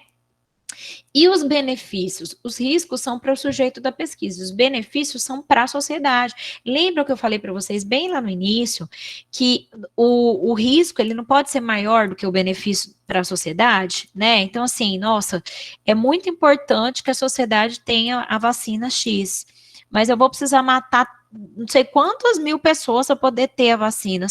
Será que vale a pena esse risco em relação ao benefício? Estou dando um exemplo assim, exagerado, mas é para que a coisa seja colocada na balança mesmo, né? De fato, esse risco, ele vai valer a pena em relação ao benefício que eu vou ter para a sociedade? Eu vou botar o sujeito em risco para pesquisar a questão da violência doméstica, vou colocar a pessoa, de repente, numa posição de constrangimento, mas isso daí vai ser vai ocorrer algum tipo de benefício para a sociedade? Aí vai, porque a mulher, depois que passar por essa pesquisa, ela vai conseguir compreender que tem que ter um nível de consciência, XYZ, vale a pena, vai valer a pena. Toda essa análise a gente faz lá, né? Se de fato esse risco é adequado de acordo com aquilo que o benefício que a pesquisa vai oferecer para a sociedade, né? Risco e benefício tem que ter no projeto básico, urgentíssimo, e não pode esquecer de jeito nenhum. E eu não posso esquecer de como tem. É como eu falei para vocês, a gente tem duas coisas. O projeto básico, que você vai fazer um arquivo de Word, depois vai converter em PDF, no final você vai anexar, e a gente vai ter as informações básicas do projeto, informações do projeto básico, né? De onde que vão vir essas informações do projeto básico? Do sistema da plataforma que você vai alimentar isso aqui que eu estou falando para vocês. O título da pesquisa vai ter lá, o resumo vai ter lá, os objetivos vai ter lá, as hipóteses vai ter lá, vão ter lá, né?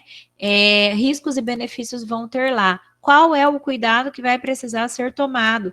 Eu preencho a caixinha da Plataforma Brasil, e no final isso vai gerar as informações do projeto básico, mas eu preciso cuidar se aquele risco, aquele benefício que eu preenchi, são exatamente os mesmos riscos e benefícios que eu coloquei no meu arquivo do projeto básico. Por quê? Às vezes, gente, a gente vai modificando o arquivo, e quando você vai anexar, você anexa uma coisa diferente do que você alimentou no sistema. Cuidado. Isso daí é uma das coisas que fazem voltar a pesquisa, né?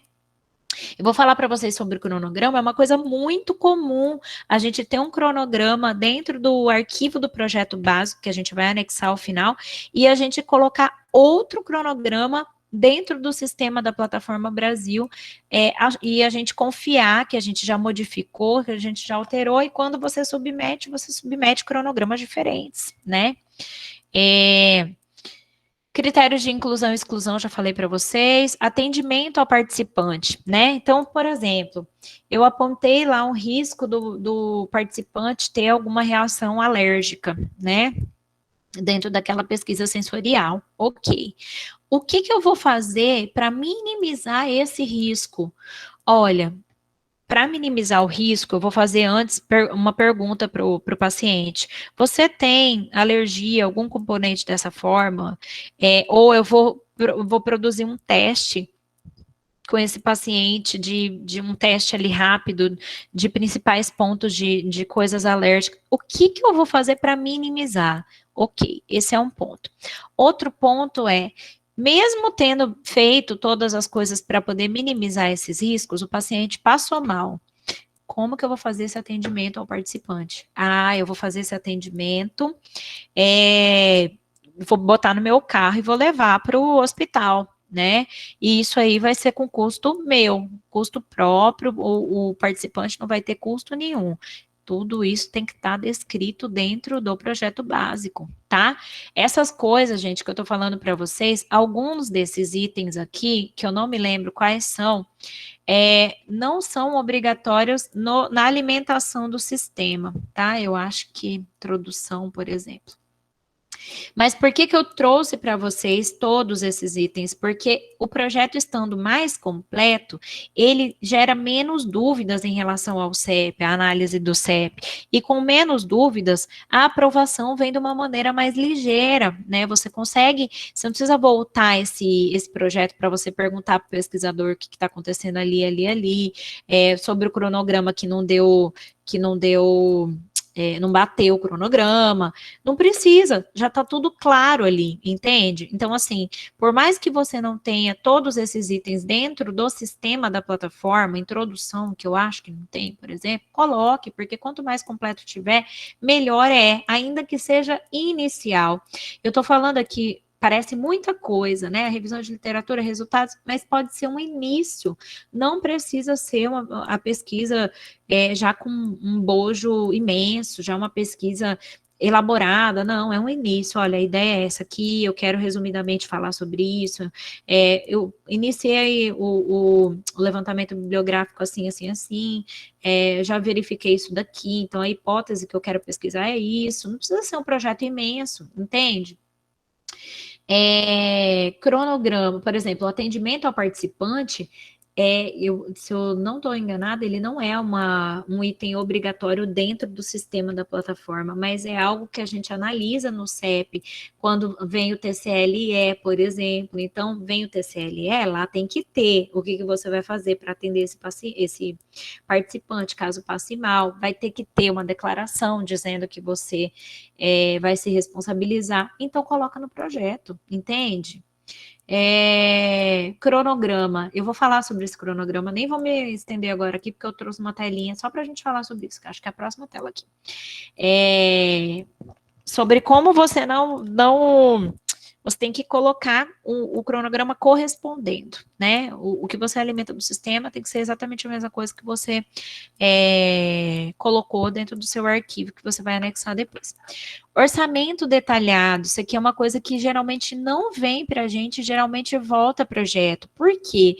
Porque você não coloca ali o que você vai ter de custos. Todo projeto tem um custo. Ah, não vai ter, porque eu estou na pandemia, eu só vou usar a internet. Você vai usar a internet? Que internet que é essa? Ah, é uma internet banda larga, não sei o que eu pago tantos por... Põe lá, coleguinha, entendeu? Coloca lá. Ó, internet, 3G, não sei o que custa tanto por mês. Ok, R$ 35 por mês. Beleza, beleza. Então, e da onde que esse dinheiro vem? Quem vai financiar essa pesquisa? Não é simplesmente escrever que o IFMT está financiando. Você tem que colocar ali dentro do projeto básico, de uma maneira bem clara, quem que é que está financiando e com quanto e com o quê?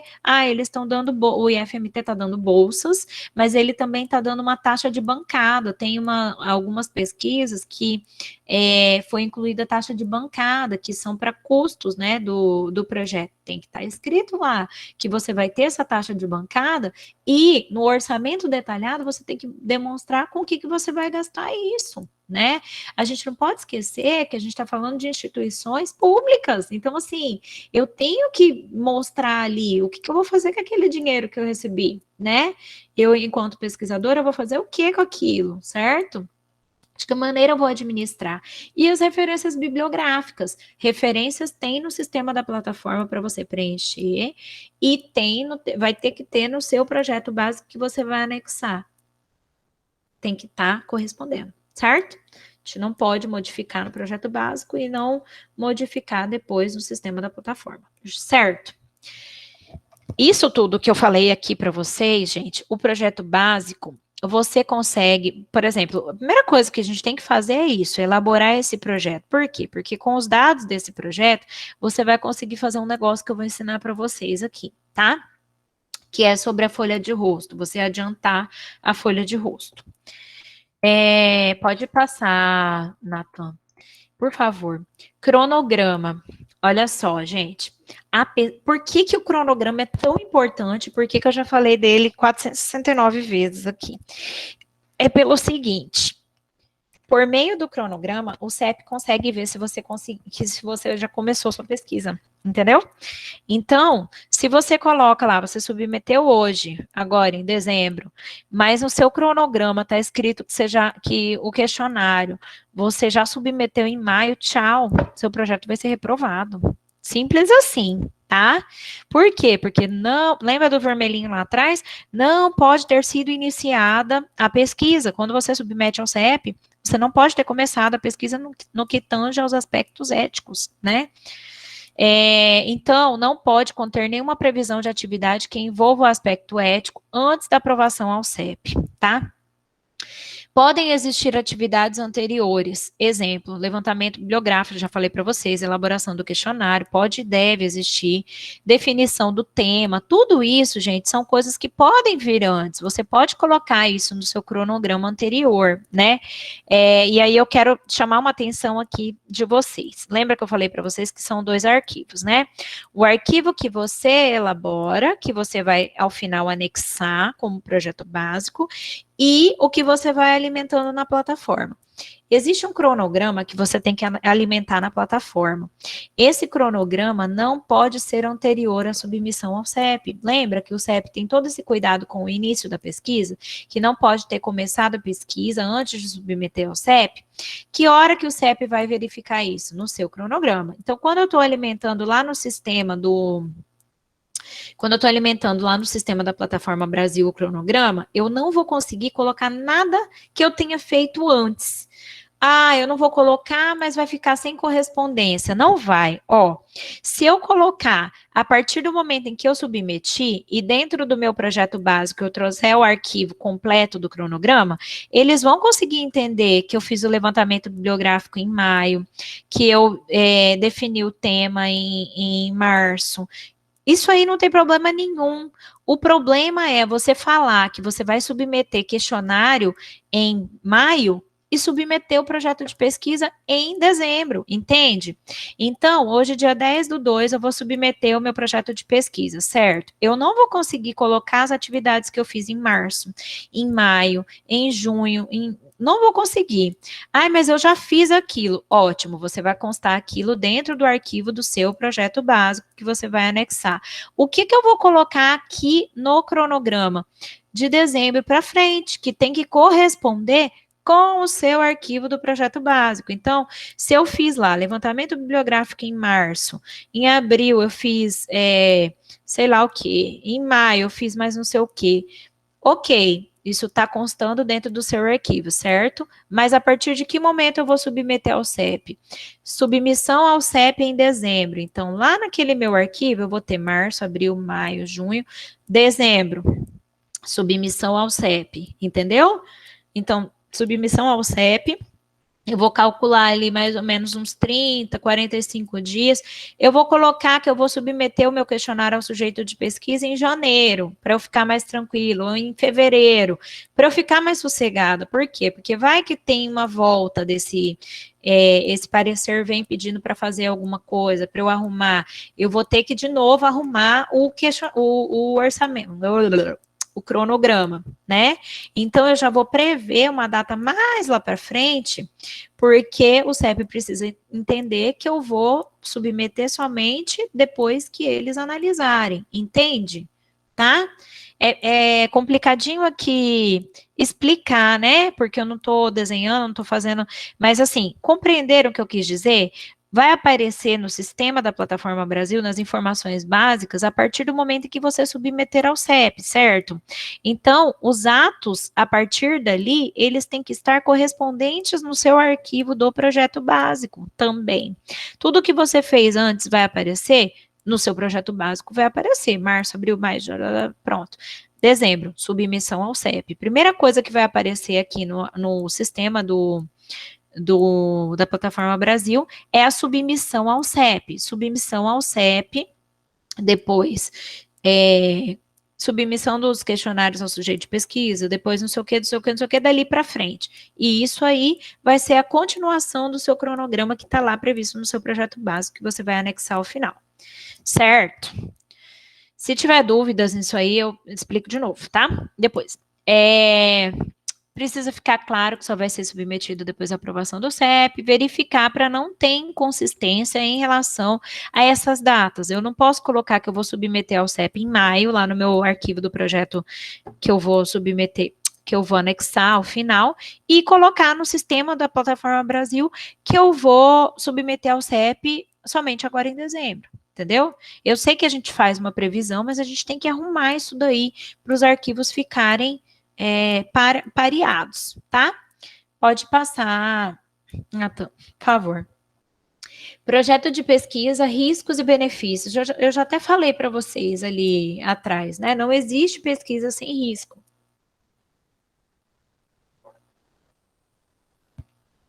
Então, ainda que eu tenha um risco mínimo, um risco da pessoa passar mal, um risco da pessoa ficar constrangida, ficar irritada, ficar cansada, eu tenho que relatar isso ao CEP, que esse risco existe, né? Aí eu tenho que apontar quais foram as medidas ou quais serão as medidas que eu vou tomar para minimizar os riscos previsíveis, né?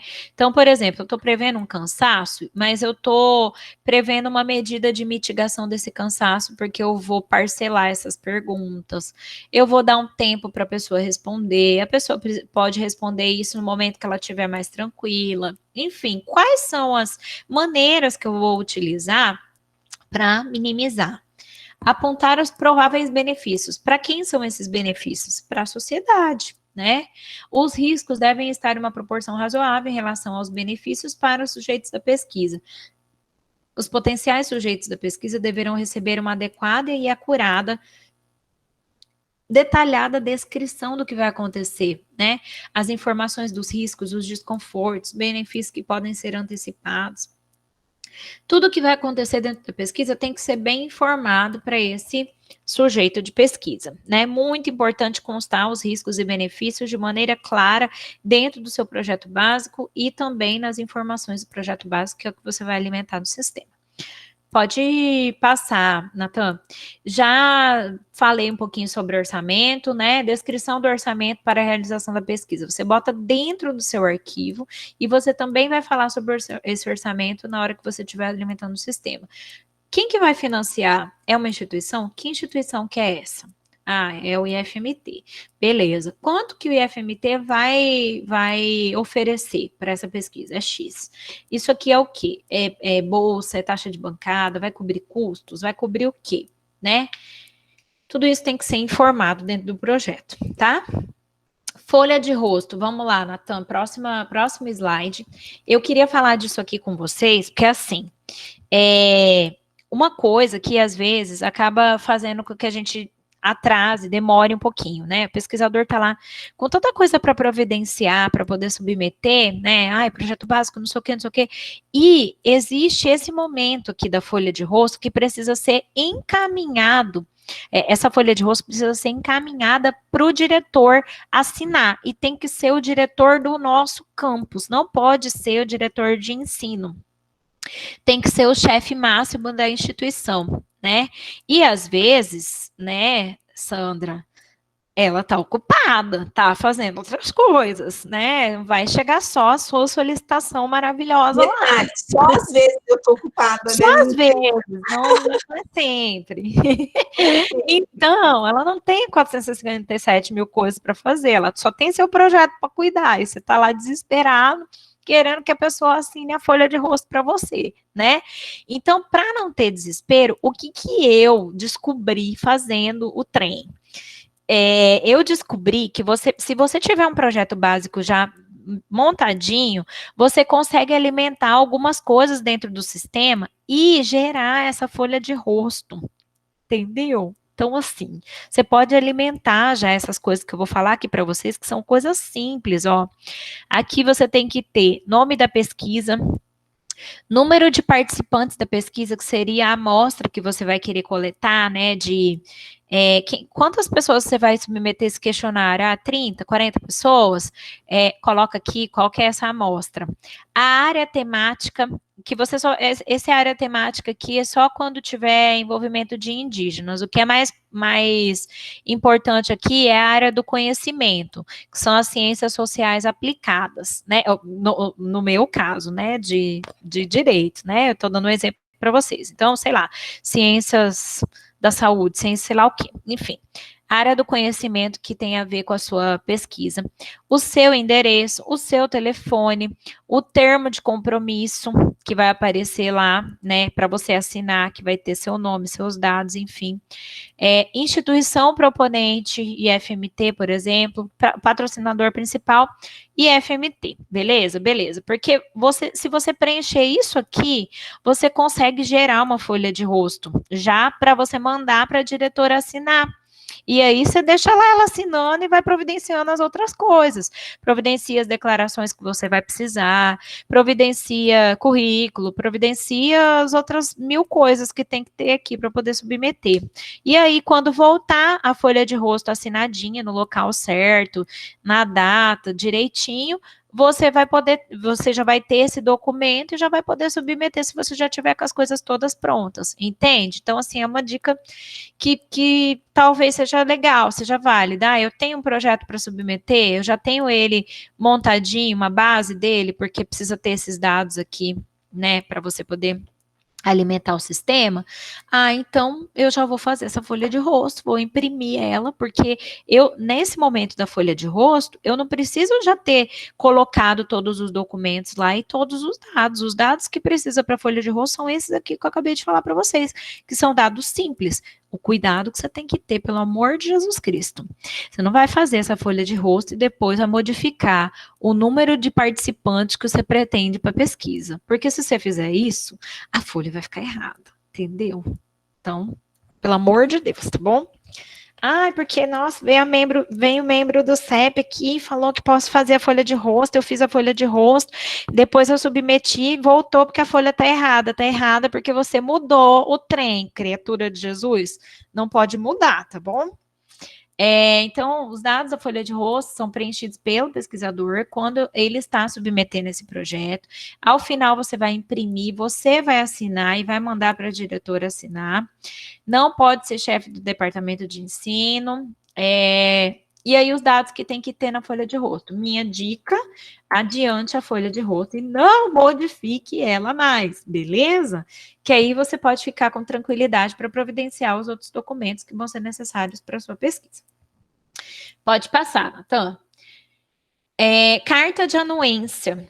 É uma declaração da instituição onde será realizada a pesquisa. Então, eu vou fazer a minha pesquisa, eu sou do IFMT e eu vou fazer a minha pesquisa online, sei lá, com qualquer pessoa que passar no meio da rua, eu vou mandar para essas pessoas. Eu preciso de uma declaração de uma instituição, de uma carta de anuência? Não vou precisar. Por quê? Porque a própria folha de rosto assinada pela direção, ela já me dá esse respaldo que eu preciso, então não preciso de mandar mais nada. Agora, eu vou realizar a minha pesquisa num outro local, por exemplo, um hospital, por exemplo, uma associação, por exemplo, sei lá, uma fundação, um outro local que seja diferente do local que eu estou vinculada. Eu vou precisar da carta de anuência desse outro local. Por quê? Porque eu vou precisar dar ciência para o diretor desse local, para o chefe desse local, de que eu estou pretendendo realizar uma pesquisa. Às vezes a pessoa não quer que eu faça a pesquisa lá, porque ela entende que aquelas pessoas estão debilitadas, não estão em condição de receber entrevista, entende? Então, assim, muito importante que a instituição dê o aval para a sua pesquisa. Pode passar a próxima. Não, era essa que você estava aí, Natan, carta de anuência. Aqui eu coloquei só linhas gerais, o que se precisa informar para a instituição que você está pedindo a anuência dela, a concordância, né? Não vou me ater muito aqui não, tá? Vou pedir a solicitação, olha, vou identificar que pesquisa que quem são os responsáveis por essa pesquisa, quem são os pesquisadores, os dados desses pesquisadores, né? Por exemplo, o e-mail, se essa pessoa precisar contactar, enfim. Quais são os objetivos? Peço autorização para que o nome da instituição também conste no relatório final que eu vou precisar fazer para o CEP. Falar sobre o sigilo, né, que trata de pesquisa envolvendo seres humanos e que eu estou obedecendo à resolução 466. Esclarece que os dados serão utilizados somente para estudo ou ficarão em um banco de dados. Você vai explicar isso para a instituição que você está pedindo a anuência. Colocar-se à disposição, dizer que você vai passar pelo CEP, pela análise do CEP, e pedir a concordância ou discordância. Você pode fazer isso numa caixinha ao final de toda a explicação que você colocou, né? De toda a solicitação. E aí você vai ter que ter a assinatura da direção, a data e o local, de preferência um carimbo, né? Da instituição que você está, ou então, enfim, se não tem um carimbo, tem toda a descrição do cargo da pessoa, enfim, para que o CEP consiga entender que você, de fato, pediu para o chefe dessa instituição, não pediu para qualquer pessoa que passou ali, que não vai ter condições de te dar, de fato, o aval que você precisa para executar essa pesquisa, tá? Pode passar aí, Natan. TCLE E o TALI, né? Lembra que eu falei para vocês que quando eu for pedir a presença de menores de idade, eu vou ter que ter um TALI, eu vou ter que ter um outro documento diferente do documento do TCLE, que é o termo de consentimento livre e esclarecido. O TALI é termo de assentimento livre e esclarecido. Só quando eu for ter menor envolvido, porque antes eu já vou ter passado o TCLE para o responsável entender que pesquisa é essa, para eu passar o TALI para o menor assinar. O menor vai ter que assinar como? Sei lá, com o dedinho, não sabe escrever? Vai ter que colocar o dedinho ali, enfim, né? Então, tudo isso, todo esse cuidado vai ter que ser tomado quando a pesquisa tiver menor envolvido, né? E outra coisa, a linguagem, tanto do TCLE, que é o termo de consentimento, quanto do TALI, tem que ser uma linguagem acessível, né? Então, eu estou elaborando um TCLE, eu tenho que preocupar com não usar palavras muito difíceis. Eu tenho um sujeito de pesquisa, ele não é obrigado a saber das coisas da área que a gente pesquisa, ele é obrigado a saber o que vai acontecer com ele. Olha, inclusive é direito dele, né? Olha, é o seguinte, você está sendo convidado a participar da pesquisa tal, essa pesquisa tem tal objetivo, eu vou querer fazer uma análise desse alimento, eu vou tentar evitar terminologias mais técnicas, porque a pessoa não é obrigada a saber disso, a linguagem tem que ser clara, a pessoa tem que entender que ela está sendo convidada a participar dessa pesquisa, mas que a partir do momento que ela quiser, ela pode desistir, ela pode deixar de participar, ela pode não responder, tudo isso tem que estar claro no TALI, no TCLE, e no TALI tem que estar com a linguagem para criança. Lembra que o termo é para criança, então você tem que botar lá desenho para a criança entender, tia. A tia vai mostrar para você essa casinha você vai falar sobre, tem que estar esclarecido para a criança que é o seu sujeito de pesquisa, certo? Sentido nenhum faz você fazer um TALI numa língua grega que a criança não vai entender, né? Deve proporcionar entendimento completo do projeto e as implicações. Pode passar, Nathan. A linguagem tem que ser clara e acessível, informar os dados da pesquisa, privacidade e confidencialidade, dizer que isso aí só vai ser utilizado para essa pesquisa. Você não vai catar esses dados e vai entregar numa loja de eletrodoméstico para a pessoa ficar atormentando sua cabeça até amanhã com ligação. Então, tudo isso tem que estar claro ali, né, que a pessoa precisa entender isso daí, para que ela, de fato, saiba se ela vai querer ou não participar dessa pesquisa, né? Pode passar, Nathan. Você vai precisar informar os direitos do participante. Se ele quiser desistir, ele pode? Pode. Que momento? No início, no fim, a qualquer momento. Indenização. Caso aconteça alguma coisa com essa pessoa, ela tem algum tipo de problema, ela vai ser ressarcida? De que forma que ela vai ser ressarcida? Não, eu que sou responsável, vou ressarcir, vou dar estrutura, enfim. Ela tem que deixar claro isso, né? O atendimento e o acompanhamento dos participantes e como esse atendimento será realizado. Olha, se passar mal, se acontecer alguma coisa, eu vou te encaminhar para o hospital particular, eu vou pagar os custos. Eu não posso escrever, eu vou mandar você para o SUS e vou deixar você lá, vou te ligar, vou ligar para atendimento e se não vier o atendimento, vai fazer o quê? Né? Eu tenho que me responsabilizar de maneira que esse participante se sinta seguro em ter essa participação na sua pesquisa, né? Em ser pesquisado, certo? Encaminhamento ao tratamento, como que vai ser feito? Você vai encaminhar? Você vai levar? Quem que vai levar? Quem que vai ser o responsável por isso, né? E esse suporte profissional que será dado, tá? Próximo slide ali. Informar os dados do pesquisador e do CEP no caso de denúncia ou para retirar dúvidas. Então, olha, a pesquisa é tal, os pesquisadores são tais, o responsável pela pesquisa é tal pessoa e você pode me encontrar em tal endereço de e-mail, né? E o CEP, se você tiver dúvida, você também pode contactar que tá, o endereço é esse. Tem que ter o endereço do CEP no seu TALI, no seu TCLE e no TALI, caso seja necessário, né? E você vai dizer que vai elaborar em 2 vias para entregar uma via original ao participante da pesquisa. Não pode ser cópia, não pode ter escrito a palavra cópia, porque cópia você assina uma, tira a cópia e entrega para a pessoa. Tem que ser as 2 vias assinadas. Então, a gente precisa entender que, de fato, você vai entregar uma via original para a pessoa, tá? São 2 vias. O documento será produzido em 2 vias. É obrigatória a rubrica em todas as páginas do TCLE pelo sujeito de pesquisa ou seu responsável e pelo pesquisador e assinatura. Pode passar aí. Eu já coloquei a maioria das coisas aqui para vocês, eu só detalhei aqui um pouco mais, quem são os objetivos, os riscos e benefícios têm que estar no TCLE, falar se a pessoa vai poder deixar de responder, o público que você quer entrevistar, o endereço do CEP, inclusive eu vou passar para vocês o endereço que tem que constar, para que vocês possam informar para o participante da pesquisa, 2 vias idênticas, e você tem que colocar ao final uma caixinha dizendo se a pessoa concorda ou discorda, né? E aí eu deixei aqui sinalizado para eu não esquecer de falar com vocês sobre questionário via Google Forms. Tá muito na moda, né? Principalmente agora nesse contexto de pandemia, realizar essas pesquisas pela internet, né?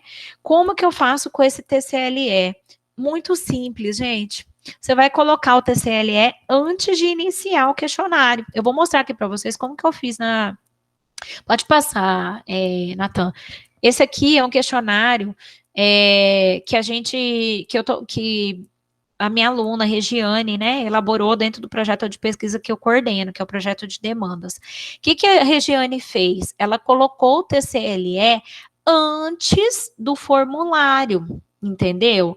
Antes do questionário Google Forms, que você vai ter as perguntas, ela trouxe o TCLE.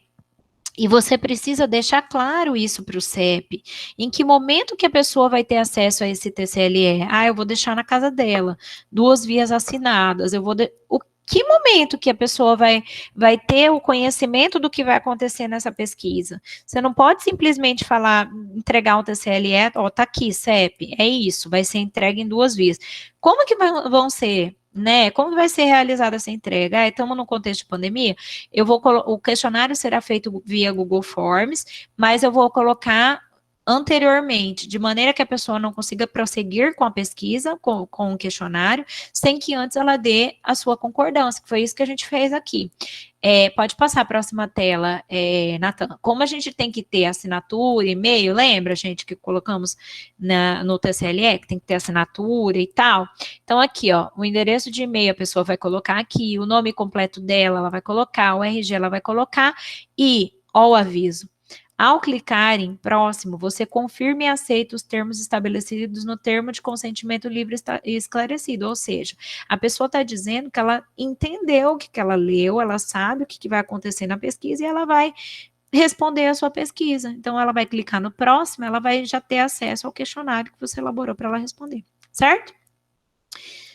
Quando a pesquisa não é feita por Google Forms, né, com um questionário Google Forms, o TCLE pode ser entregue pessoalmente, assinado as 2 vias pelo pesquisador e pela pessoa, né? Você vai arquivar isso daí por um prazo de 5 anos, até 5 anos depois que a pesquisa que você já fez, já apresentou os resultados e tal, você vai manter isso daí arquivado, pesquisador, tá? Pode passar, Natan. Isso aqui, gente, é uma coisa que gera muitas dúvidas e que os pesquisadores pecam muito, porque as pessoas não entendem o que é isso aqui. Então, declaração do profissional que irá dar suporte para a realização da pesquisa. Você vai precisar dizer para o CEP que você vai encaminhar essa pessoa para o local adequado e que você vai arcar com os custos desse transporte. Porque se a pessoa for ficar dependendo de você fazer uma ligação e a ambulância não chegar, ela pode morrer, entende? Então, é isso que o CEP quer saber, se você vai se responsabilizar por esse esse transporte, entende? Então, assim, só um minutinho, gente, um minutinho. Meu filho tá na escola e a professora tá me ligando aqui. Eu tô achando que meu marido esqueceu. Peraí, de pegar ele. Só um minutinho, tá?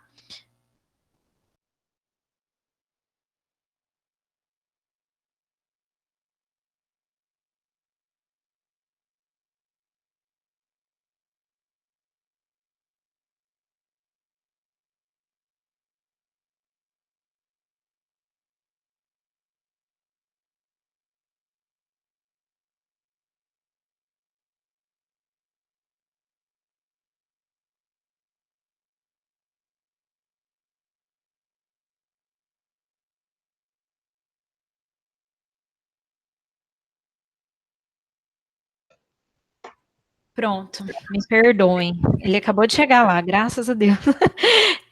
Então, gente, então o pesquisador ele tem que informar que ele vai dar o suporte para a realização dessa pesquisa. Ele tem que colocar lá uma carta dizendo que ele é o responsável, que se acontecer alguma coisa, ele vai providenciar o transporte dessa pessoa e vai arcar com os custos desse problema que aconteceu. Assina e pronto, manda para o CEP, tá? Não pode estar escrito, vou ligar para o SUS, vou ligar para 192, vou só ligar para obter uma ajuda. Não, a pessoa tem que se responsabilizar em transportar de fato para que o participante se sinta seguro e para que o CEP entenda que você vai providenciar todas as coisas caso aconteça algum problema, tá? Pode passar, Natan.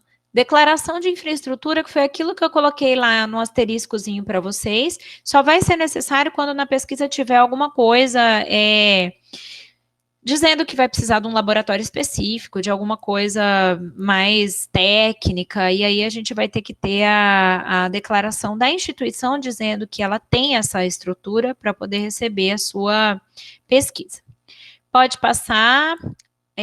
Natan, em caso de reanálise, porque assim, não necessariamente você vai submeter o projeto e ele vai ser aprovado de cara. Eu espero, na realidade, que com isso aqui que a gente está fazendo, os próximos projetos possam ser aprovados de cara. É isso que a gente quer aqui, porque assim, é uma coisa que é muito boa para o pesquisador e é muito boa para o CEP também. Não é legal você retornar a pesquisa. O pesquisador perde tempo, você também tem que reanalisar isso depois, entende? Então, assim, o bacana é a pessoa submeter já com a documentação certinha, para que não aconteça esses retornos, né? Mas caso aconteça um retorno, caso venha lá um parecer aprovado com pendências, o que você vai precisar fazer? Você vai precisar, ou vai vir aprovado com pendências, vai vir com pendências, né? Você vai precisar fazer uma carta para o CEP dizendo que você arrumou item por item que você pediu. Então, vamos supor que o CEP tenha falado que você tem uma inconsistência no seu cronograma. Então, você vai colocar lá, carta de adequações ao CEP. Em relação ao cronograma, foi feito isso, isso e isso. E você vai lá no seu projeto básico, arruma seu cronograma. Vai lá no sistema da plataforma Brasil, arruma seu cronograma. Eles apontaram que você não falou quem que era o pesquisador responsável, não deu o e-mail. Em relação à solicitação de pesquisador responsável, foi informado no projeto básico que é fulano de tal. Você volta lá no projeto básico, informa, entendeu? Além de você fazer todas as alterações, coloca na carta que você fez as alterações. É um documento muito importante para que a gente consiga depois fazer um checklist das alterações que você realizou e também é importante para você, enquanto pesquisador, se organizar em relação a essas adequações, né? É uma coisa que agiliza e é uma coisa que é muito importante também para a organização do pesquisador. E vem na sugestão, quando volta o parecer, vem sugerido para incluir essa carta. Então, coloque essa carta com item por item desses itens que foram solicitados pelo CEP que você consertou e informe de que forma você consertou. Próximo aí, Natan. Tô terminando já, tá?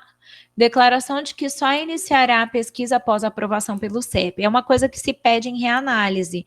Mas eu gosto de aconselhar a já colocar junto com o projeto básico. Por quê, gente? Porque você já coloca lá, olha, é o seguinte, eu sou pesquisador responsável e me responsabilizo por iniciar a submissão dos questionários somente após a aprovação do CEP. É algo que geralmente se pede em reanálise, mas que, se você quiser, você já pode se assegurar e colocar isso no momento da submissão, tá? Pode passar, Nathan. Questionário. Coisinhas que a gente acaba observando ali no nosso dia a dia, que acabam faltando e fazem com que volte o projeto, né? Essas questões de gênero, não colocar o sexo da pessoa, né? Você vai utilizar a terminologia gênero e deixar sempre uma opção da pessoa não declarar, né? Então tem lá, masculino, feminino, não declarar, sei lá, enfim, tá? Gênero e não utilizar a terminologia sexo, sempre colocar opção não declarar. Em relação às opções de não resposta, todos os itens têm que ter essa opção não responder. Se a pessoa ficar constrangida, não quiser responder aquele item, ela não responder, fim, tá? É uma coisa que faz voltar projeto também. O CEP irá avaliar o questionário que será utilizado na pesquisa, observando os critérios, enfim, ele vai analisar o seu questionário dentro daquilo que é o aspecto ético da pesquisa, tá bom? Dicas para... Pode passar aí, Nathan. Além daquilo que eu já falei para vocês lá atrás, sobre o navegador, sobre salvar cada etapa, uma coisa muito importante. Não é indispensável salvar em PDF, eu gosto. Acho que fica mais organizado depois quando a gente pega os documentos para poder ver lá. Então, sempre que puder, salvar em PDF é uma coisa que também assegura, né? Melhor do que em Word também para o pesquisador. Nome do arquivo, gente, não me perguntem por quê, mas essa bênção do sistema da Plataforma Brasil não aceita nem espaço no nome do arquivo. Então, você vai colocar projeto básico Ellen, você vai botar tudo isso junto. Projeto básico Ellen sem acento. Não pode ter acento, não pode ter tracinho, não pode ter nada. Você vai botar esse nome tudo junto. Não sei se a Janaína encontrou esse problema na hora dela submeter, mas eu encontrei. Pode falar, Jana. Várias vezes. Pois é. Então, apanhei muito até eu entender que eu tinha que botar o trem tudo emendado, que era só isso que resolvia o problema. Então, salva em PDF, a hora que você for salvar, você bota o nome tudo junto, emendado. Sem acento, sem tracinho, sem sinal gráfico nenhum. Gente, não enche linguiça, não precisa. Você vai botar documento de não sei o que, de não sei o que, não sei o que. O que basicamente precisa ser colocado é isso que eu falei para vocês. Se você fizer um projeto básico bem feito, com essas coisas todas que eu coloquei aqui, vocês podem ter certeza que isso não vai voltar, tá? Não precisa encher a linguiça, mandar documento sei da quanta, um calhamaço de não sei o quê. Isso vai ser importante para analisar? Não. Então não manda. Vai ser, é indispensável, são coisas que você vai precisar mostrar para o CEP, manda, ok? Não bota coisa só para encher linguiça, tá? Aqui não conta quanto mais coisa tem, conta se o que você fez de fato foram coisas de qualidade que o CEP consegue analisar os aspectos éticos da sua pesquisa, ponto, acabou. Se passar por reanálise o seu projeto, tome o cuidado de substituir o documento que você alterou no final do sistema da plataforma, porque vai voltar para você, né? Voltou para você fazer as alterações. No finalzinho, vai aparecer para você anexar os documentos, né? E lá vai aparecer para você excluir documentos que você não queira. Você pode excluir, por exemplo, o projeto básico que você submeteu a primeira vez. Por quê? Você não já está arrumando o projeto básico agora? Então, coloca o novo e pronto, exclui o antigo. É menos documentada, porque assim, só para vocês entenderem, quando ele abre para a gente, abrem umas abas assim, então tem versão 1, versão 2, versão 3, arranca de lá logo esse trem, deixa só o que você vai colocar em reanálise, né? Então, você não teve problema com carta de anuência, com declaração? Ok, deixa quietinho lá. Teve problema com o projeto básico? Você não já vai mudar isso? Exclui o outro. Vai ter essa possibilidade. Vai aparecer um quadradinho dizendo que você pode excluir os documentos que você não quer que fiquem. Tire os documentos que não vão servir. Coloque os documentos novos e anexa, tá? Para terminar. Porque na hora da gente analisar, confunde. As abas vão abrindo, vai ficando versão 1, versão 2, um monte de coisa que você não sabe nem por onde que você começa ali para você ver. E isso aí acaba levando tempo, porque você perde tempo procurando o trem, vendo o que foi que a pessoa alterou, o que a pessoa... Por isso que de uns tempos para cá a gente recomenda essa carta para pormenorizar todas as adequações que foram feitas para a gente poder ganhar tempo e devolver com mais facilidade para o pesquisador o projeto. Último slide, tô finalizando, tá? Se tiver ficado alguma dúvida aí, vocês podem me perguntar, mas o que eu não souber responder, enfim, o que vocês tiverem de dúvida quando vocês estiverem elaborando o projeto de vocês e submetendo, vocês podem consultar o manual do usuário. Depois você me cobra, Lívia, eu te mando o arquivo, mas tem também no site do CEP, que foi aquele da Props que eu informei para vocês bem no comecinho.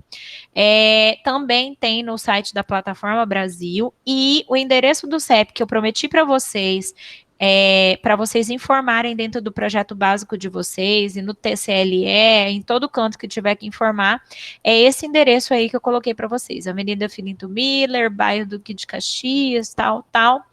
Fim de papo, tá? Espero que eu tenha ajudado vocês aí, me perdoem por ter falado tanto, mas eu acho que são coisas importantes para melhorar a nossa vida quando a gente vai submeter alguma coisa. Espero que vocês tenham entendido também a importância que o CEP tem dentro da nossa instituição e dentro de uma pesquisa, tá? Beijo, fiquem com Deus.